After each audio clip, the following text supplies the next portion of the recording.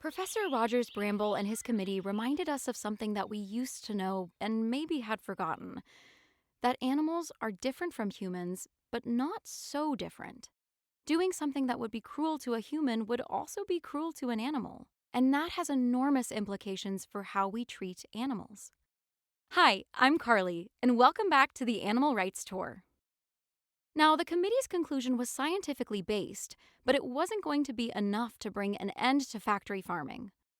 Food production, getting cheap food on our plates, was too important, and animal welfare was simply not important enough. But the committee could still make a difference, and they did. They could do two things. First, they could carefully explore the nature of animals and how animals feel about their lives. Secondly, they could come up with a framework that was sufficiently broad that it could be enforced and flexible enough to allow it to develop.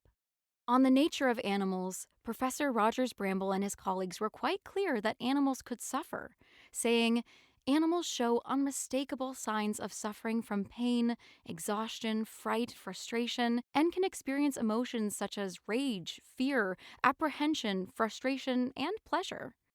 And that animals are pretty much like us."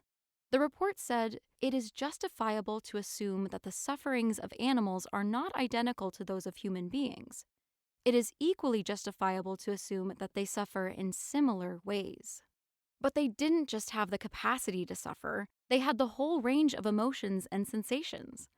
The report continued, "There are sound anatomical and physiological grounds for accepting that domestic mammals and birds experience the same kinds of sensations as we do. The sensations certainly differ in degree. For example, the senses of hearing and smell may be much better developed in some animals than in men.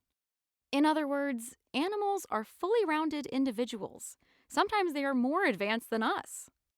The second thing the committee did was develop a legal framework to safeguard animal welfare.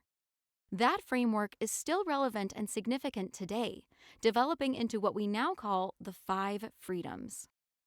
We'll dive into the 5 freedoms on the next episode of the Animal Rights Tour. See you there!